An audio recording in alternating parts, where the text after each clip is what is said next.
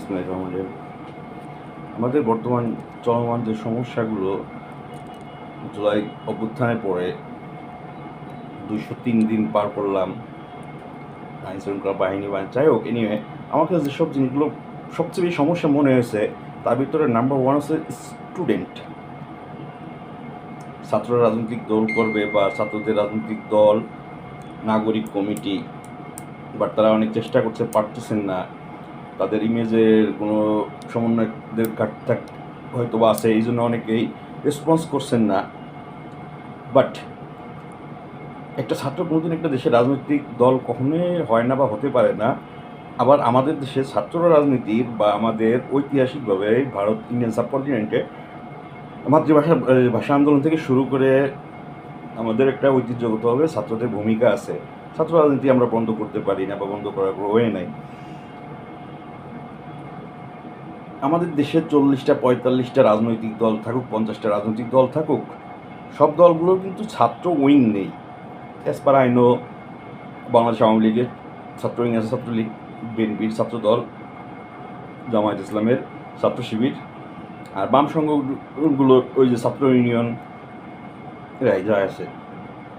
তো ছাত্র, এই যে সমন্বয়ক বা ছাত্ররা বা নাগরিক কমিটি, এদের ভিতরে নিশ্চয়ই অনেকের অনেক মেন্টালিটি থাকতে পারে, কারকে আমি জানি না। বাট প্রেশার কুকারের ভূমিকা বা কোনো একটা প্ল্যাটফর্ম, গার্ডিয়ানশিপ, সাপোজ আমি মনে করলাম I am not a policy maker, আমি কোনো রাজনৈতিক দলের কোনো নীতি নির্ধারক না, বাট আমি আইডিওলজি আওয়ামী লীগের বহন করি, একসময় চাকরি করছি। বাট আমি যেহেতু কোনো সরকারি দায়িত্বে নাই, চেয়ারে নাই, বা অতএব আমি একজন কমন পিপল হিসেবে আমি আমার ব্যক্তি মতামত তুলে ধরতে পারি। গত 2014 সাল থেকে 24 সাল পর্যন্ত বাংলাদেশে কতগুলো বাইক, মোটরসাইকেল বিক্রি হয়েছে, এটাকেও বলতে পারবেন? BIDS, Bangladesh development, BIDS, Bangladesh institute of development studies, Agargaon অফিসটা নতুন হয়েছে, সেটা পাকিস্তান পিরিয়ডে 17 সালে ওনারা যে রিপোর্টটা প্রকাশ করলেন সারা বাংলাদেশের টোকাই স্ট্রিট বয়ের উপরে, 17 সালে সেটা 24 সালের এপ্রিলে দৃষ্টিগোচর হলো। Point to be noted, BIDS Pakistan পিরিয়ডের গবেষণা প্রতিষ্ঠান। আমি ফিজিক্যালি গেছি। 24শে জুলাই আমি যখন দেখলাম, তখন দেখলাম যে ঢাকা শহরের টোকার পরিমাণ 10 লাখ প্লাস। বাট রিপোর্টটা কিন্তু ওরা সার্ভেটা শেষ করে রিপোর্ট প্রকাশ করছে 17 সালে।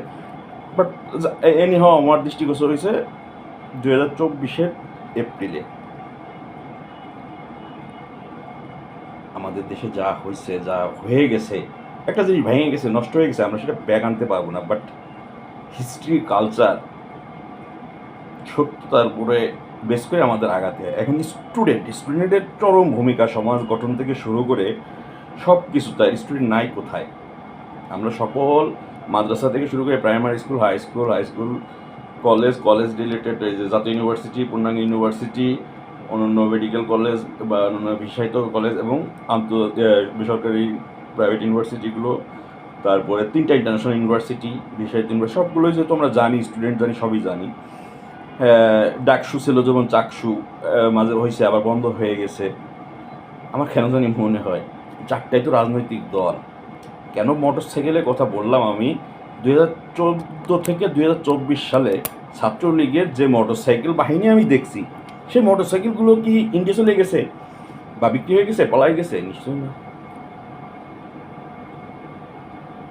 ছাত্রদের জন্য দরকার গার্ডিয়ান। সাপোজ 5টা ছাত্র রাজনৈতিক দলের থেকে যদি আমার কেন মনে হয়, ব্যক্তি মতামত আমি বলতে পারি, এই যে ছাত্রদেরকে এমন একটা পজিশনে আমরা নিয়ে যেতে চাই, কারণ আমাদের শিক্ষা ব্যবস্থা নাই, আমি বলবো নাই। শিক্ষক রাজনীতি আমাদের বন্ধ করে দেওয়া উচিত, টোটালি শিক্ষক রাজনীতি বন্ধ করে দেওয়া উচিত। বাট ছাত্র রাজনীতি থাকবে, তার গার্ডিয়ান হিসেবে সাপোজ 4টা বা 5টা রাজনৈতিক দল থেকে 5 জনকে চুজ করা হলো। এই 5 জন হচ্ছেন ছাত্রদের গার্ডিয়ান, তাদের আন্ডারে ছাত্ররা থাকবে। নিরপেক্ষভাবে ডাকসু নির্বাচন হোক, চাকসু হোক, এবং সেভাবে সেটা পার্টিসিপেট করুক। তাহলে আমাদের ছাত্রদের ভিতরে কতটা দেশের প্রতি ভালোবাসা, রাজনীতির প্রতি ভালোবাসা এবং গার্ডিয়ানশিপ। আসলে ছাত্রদের গার্ডিয়ান দরকার। একটা রাজনৈতিক দল টু মাচ টাফ। গত 10 বছরে আমি এফডিআইয়ের জন্য, ফরেন ডিরেক্ট ইনভেস্টমেন্টের জন্য, ওয়ার্ল্ড ইকোনমিক ফোরাম থেকে শুরু করে বিভিন্ন অ্যাসোসিয়েশন বা বিভিন্ন জায়গায় আমি অনেক রিকোয়েস্ট করেছি ফরেন কোনো কোম্পানি কেন আসে না। রাজনৈতিক স্টেবিলিটি প্রথমের জন্য এটা আসে না।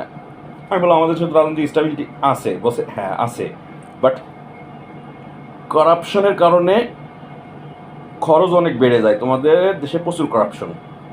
আর একটা ইস্যু হচ্ছে রেগুলেশন। তোমাদের রেগুলেশন স্টেবল না, তোমাদের রেগুলেশন ইচ্ছা মতো চেঞ্জ হয়, কোনো ধরাবাঁধা নিয়ম নাই যার প্রয়োজনে। তো রেগুলেশন, রুলসের বিজনেস রেগুলেশন, আর হচ্ছে করাপশন, আর পলিটিক্যাল স্টেবিলিটি, এই কারণে এফডিআই নাই।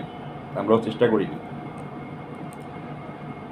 রিফর্ম, আমরা যত কিছু রিফর্ম করতেছি, যা করতেছি না করতেছি, একটা সংবিধান ঠিক আছে, ইন্টেরিম, অন্তর্বর্তী শব্দের নিশ্চয়ই কোনো অর্থ আছে, নির্দিষ্ট কোনো মেয়াদ আছে, আন্তর্জাতিক একটা মাপকাঠি মানদণ্ড আছে।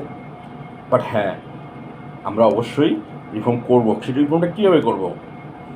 একটা দেশের রিফর্ম আজীবনের জন্য।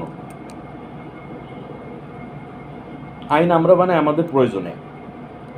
যতটুকু রিফর্ম, হ্যাঁ, নির্বাচন কমিশন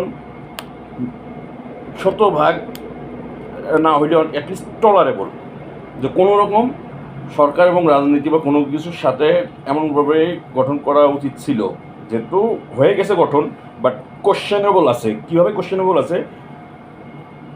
রিফর্ম ওই কমিটিতে যেমন যিনি আছেন, উনি আরেকটা সংশোধন কমিটিতেও উনি আছেন, বদিউল আলম মজুমদার সাহেবের কথা বলি। আমি ওদিন ওনার তৃতীয় মাত্রার একটা অনুষ্ঠানে বডি ল্যাঙ্গুয়েজ, কথাবার্তা, প্রশ্নের অ্যান্সার দেখে আমি একটা প্রশ্ন ছুড়ে দিই বদিউল আলম মজুমদারের কাছে যে, স্যার আপনি যে রিফর্ম রিকমেন্ডেশনগুলো করেছেন, আপনি নিজে, আপনি প্রধান হয়ে বা আপনার কমিটি, আপনি কি স্যাটিসফাইড? বুকে হাত দিয়ে বলেন। এবং আপনি কি আপনার মন থেকে সবগুলো দিচ্ছেন কিনা, বা আপনি বায়াসড হয়েছেন কিনা? যদি আপনি স্যাটিসফাইড হন, এই বিষয় নিয়ে কোনো কথা নাই। আইন শৃঙ্খলা পরিস্থিতি যদি ঠিক নেই, জাতীয় নির্বাচনের বিকল্প নেই। যত রিফর্ম আছে এইগুলো অবশ্যই সংসদের মাধ্যমে একটা জাতীয় নির্বাচন হলে পাশ হবে। হ্যাঁ, সংসদ, রাজনৈতিক দল, সরকার চলতেছে না, গভর্নমেন্ট রান করতেছে না, অর্থনীতির অবস্থা খুবই খারাপ, দিনাদায়ে জর্জরিত, ইন্টারেস্টের মাত্রা বাড়তেছে। আমরা ইন্টারেস্ট কমানোর জন্য অনুরোধ করতেছি, টাইম এক্সটেনশন করতে অনুরোধ করতেছি, অনুরোধ তারা রাখতেছে না। টোটাল লোনের পরিমাণ কত বাংলাদেশ সরকার জানে না। আই ক্যান চ্যালেঞ্জ, বাংলাদেশ সরকার জানে না বাংলাদেশের total internal, external, personal, private, international loan কত। Huge, unbelievable. তো সেই পরিস্থিতিতে সবাই সমস্যার কথা আমরা বলতেছি, শুনতেছে, কাজ হচ্ছে না। আবার প্রধানমন্ত্রী তো বলেই দিয়েছেন যে ব্যর্থ হলাম। আবার ব্যর্থ হওয়ার পরেও যে স্টেপগুলো নেওয়ার, জাতিসংঘ রিপোর্টে দেওয়ার পরে 44টা যে রিকমেন্ডেশন, ওই কেন জানি আমার মনে হয় রবীন্দ্রনাথের শেষ হয়ে হইল না শেষ। ওই রিকমেন্ডেশন পেজটার ইন্ডিংটা মনে হয় আরও কিছু দরকার ছিল। ফরেক্স আইসিটি সেক্টরে বলছে যে telecommunication total rules and regulation change করতে হবে। বাংলাদেশের 2001 সাল থেকে এই পর্যন্ত আইসিটি রিলেটেড যত অ্যাক্ট, যত আইন আছে, আমার কাছে হার্ড কপি একদম সব আছে। ওয়েবসাইট সব না থাকুক, বাট প্রিন্ট আউট দিয়ে হার্ড কপি আমার সব কিছু আছে আইসিটি সেক্টরে। তো এই রিফর্মটার জন্য আর লোকাল অ্যাডমিনিস্ট্রেশন প্লাস নির্বাচনে মাসেল পাওয়ার, মব, এখানে একটা ছাত্রদের ভূমিকা আছে যে তোমরা প্রেশার কুকার, তোমরা ভলেন্টিয়ার, তোমরা লোকাল অ্যাডমিনিস্ট্রেশন, লোকাল নির্বাচন তোমাদের মাধ্যমেই হোক। আর মজার বিষয় হচ্ছে যে ইউএস রাজনীতিতে 2025 সালে জানুয়ারিতে যে ভোট নিলেন ডোনাল্ড ট্রাম্প, উনি একজন বিজনেস পার্সন। আমাদের জন্য, বাংলাদেশের জন্য একটা চরম একটা পজিটিভ। কেন পজিটিভ আমি বলতেছি, আমাদের পার্শ্ববর্তী দেশের প্রধানমন্ত্রী নরেন্দ্র মোদী ডোনাল্ড ট্রাম্প যখন 45তম প্রেসিডেন্ট হন, তখনও নরেন্দ্র মোদী সাহেব উনি গিয়েছিলেন। তখন তাদের সাথে যে আলোচনা, জয়েন্ট ব্রিফ সেইটা, এবং গত সপ্তাহে যে নরেন্দ্র মোদী ভিজিটে গেলেন ইউএসএ, তাই নিয়ে আমাদের অনেক কথাবার্তা বা অনেক কিছু, এই দুইটার কম্পেয়ার করে কতজন অ্যানালিস্ট ওয়ার্ল্ডের কম্পারিজম করছেন আমি জানি না। কতজন ওয়ার্ল্ডের অ্যানালিস্ট, রাজনৈতিক বিশেষজ্ঞ ইউএসএর ডোনাল্ড ট্রাম্পের 47তম প্রেসিডেন্ট, 47টা নির্বাচনী এজেন্ডা নিয়ে কতজন অ্যানালাইসিস করছেন।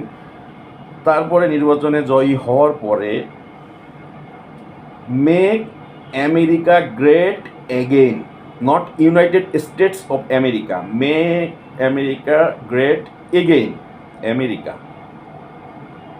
Not United states. আমি একটা কোশ্চেন রেখে গেছি প্রথমেই, ভারত আর ইন্ডিয়া কি এক? আমার জানা নাই, কেউ জানলে আমাকে জানাবেন। ভারত আর ইন্ডিয়া কি এক? এখন ইনডিসেন্ট সেটা হচ্ছে যে আমেরিকা ফার্স্ট এই পলিসি। তো আমেরিকার যে পজিশন 100 বছরের সব কিছুই আগায় আছে ওয়ার্ল্ডে, যে কোনো কিছু থেকে, রিসোর্স থেকে শুরু করে সব কিছু 100 বছর রিজার্ভে আছে। আমেরিকা আমাদের দেশের পলিসি আমার মনে হয় কেন ফলো করতেছে, যে friendship to all malice two নান, সব বন্ধ করে দিচ্ছে, ঠিক আছে।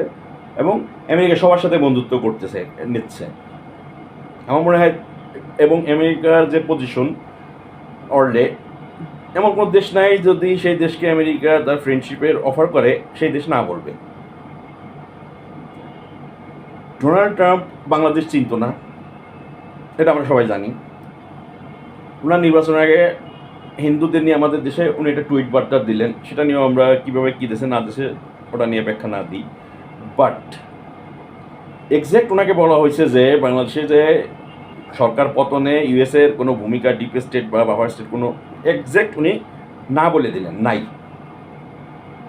অথচ পরশুদিন উনি এটা সিলি ম্যাটার, আমি মনে করি ডোনাল্ড ট্রাম্পের মতো মানুষের কাছে সিলি ম্যাটার, 350 কোটি টাকার বিষয়টা উনি বললেন। কেন বললেন? এর আগে স্টেটমেন্ট দিলেন, আবার পরশুদিন বা 2-3 দিন আগে কেন বললেন? নিশ্চয়ই কোনো একটা কারণ আছে। যদি আমরা ইউএসএর পলিসি দেখি, নরেন্দ্র মোদী সাহেব, ইউএস এখন বেরোয় যাচ্ছে জাতিসংঘ থেকে, অনেক কিছু থেকে বেরোয় যাওয়ার চেষ্টা করছে, যে কোনো হয়তো বা অল পলিটিক্যালি ইউনিপোলার, টুবাইপোলার বা অন্য কিছু একটা ভাইবের দিকে কোনো কিছু একটা আগাচ্ছে, মিডল ইস্ট থেকে শুরু করে। তো নরেন্দ্র মোদী সাহেব যথারীতি ইউএস থেকে সরাসরি ফ্রান্সে গেলেন। ফ্রান্সের ভূমিকা ইউএসের সাথে, বাংলাদেশের সাথে ভারতের যেরকম ভূমিকা, বাংলাদেশের সাথে ভারতের ঐতিহাসিক একটা সম্পর্ক আছে, ঠিক ইউএসের সাথে ফ্রান্সের একটা ঐতিহাসিক সম্পর্ক আছে। বেঞ্জামিন ফ্রাঙ্কলিন ইউএসের স্বাধীনতা যুদ্ধের সময় তখন উনি ফ্রান্সের ডিপ্লোম্যাট, এবং ওনার ডিপ্লোমেসিতে চরম একটা এফেক্টিভ ইউজ করেছিল, এবং ফ্রান্স ইউএসের পক্ষে ছিল, যুদ্ধ করেছিল সশস্ত্রভাবে, ইউকে থেকে স্বাধীনতা পেল। এবং ফ্রান্স নিরাপত্তা পরিষদের সদস্য, ন্যাটোর সদস্য। ইউরোপ ইস্যুতে বা ন্যাটো ইস্যুতে বা যে কোনো ইস্যুতে নরেন্দ্র মোদীও ভিজিট করতে গেলেন ইউএস থেকে সরাসরি। নরেন্দ্র মোদী বন্ধু আমাদের অত হিসাবে বা অত বড় কিছু বুঝি না। আমাদের ইন্টারনাল যে সমস্যা, আমার কাছে কেন জানি মনে হয় আমরা সলভ করতে পারি, বাট কেন আমরা যে করতেছি না, আমাদের কোথায় সমস্যা? সব রাজনৈতিক দলগুলো চুপ কেন হয়ে আছেন? আমি যেমন ব্যাখ্যা দিই, গত 15 বছরে বিএনপির কিছু দুর্বলতা আছে। প্রতিটা মানুষের দুর্বলতা থাকবে, নেগেটিভ দিক থাকবে, কেউই 100% ফ্রেশ না, তাই তো ফ্রেশ থাকা যেতাম। এই দুর্বলতার জন্য বা 5ই আগস্টের ক্যান্টনমেন্টের কোনো আলাপ বা কোনো গভর্নমেন্ট ইস্যু নিয়ে এই দুর্বলতার জন্য যদি বিএনপি অনেক সময় চুপসে যাচ্ছে, জামায়াত ইসলাম চুপসে যাচ্ছে, কোনো কিছু কাজ হচ্ছে না, ছাত্ররা যে প্রধান উপদেষ্টার ভবন ঘেরাও করতেছেন, প্রধান উপদেষ্টা কিছু বলতে পারতেছেন না, উপদেষ্টাগুলো কাজ করতেছেন না, রিকমেন্ডেশন অনুযায়ী যা হচ্ছে সেইভাবে কোনো কাজ হচ্ছে না। এই সমস্যাগুলো আমরা মনে হয় সমাধানযোগ্য, কিন্তু কেন হচ্ছে না? কোথায় সমস্যা? মিডিয়ার অবস্থা, মিডিয়া বলতে আমাদের দেশে এখন কিছুই নাই। তো এগুলো দেখার মতো, শোনার মতো, বলার মতো কেউ আছে কি না আমি জানি না। বাট আমার মনে হয় একটা সমস্যা এই দেশের, এই সাবকন্টিনেন্টের দুঃসময়ে দুর্দিনে ছাত্ররা একটা অগ্রণী ভূমিকা পালন করছে। ছাত্র জনতা ৫ই আগস্টে যেমন অগ্রণী ভূমিকা পালন করছে, ছাত্ররা স্বাধীনতার ভূমিকা পালন করছে, বিশেষ করে মাতৃভাষায় তো ছাত্ররা ৭১ সালে ছাত্ররা, এই ছাত্ররা ছাত্রদল, ছাত্রলীগ, ছাত্র শিবির, বাম, এদেরকে যদি এক প্ল্যাটফর্মে কি আনা যায়? কোনোদিনও পসিবল না। আমার মনে হয় পসিবল। প্রতিটা রাজনৈতিক দল থেকে গার্জিয়ানদের তাদেরকে নার্সিং করা হোক, তাদের নিয়ে অন্য একটা প্ল্যাটফর্ম করা হোক। একজনও বেকার থাকবে না, একজনও দুশ্চিন্তা ভুগবে না। ডেমোগ্রাফিক চ্যালেঞ্জ মোকাবেলা আমরা সহজে করতে পারবো। প্রতিবেশী রাষ্ট্র, প্রতিবেশী দেশ কখনোই আমরা চেঞ্জ করতে পারবো না। অখণ্ড Bharat is a geographical area that demarcates the largest extent of Indian influence in history. The areas might be directly under Indian control or be a part of India's sphere of influence. Several source quote several countries as historically being a part of Akhondo Bharat, with most common countries being India, Pakistan, Bangladesh, Nepal, Bhutan, Myanmar, and a few other major and minor territories. এটা অখণ্ড ভারত। এবং এটা নিয়ে আমি দুইটা কথা বলবো। সেটা হচ্ছে যে সারেন্ডার অফ ইনস্ট্রুমেন্টটা আমাদের 16ই ডিসেম্বরের, সেটা হচ্ছে এখন আছে মানে অরিজিনাল কপিটা আছে ইন্ডিয়ার জাতীয় জাদুঘর অর্থাৎ নেহরু মেমোরিয়াল মিউজিয়ামে।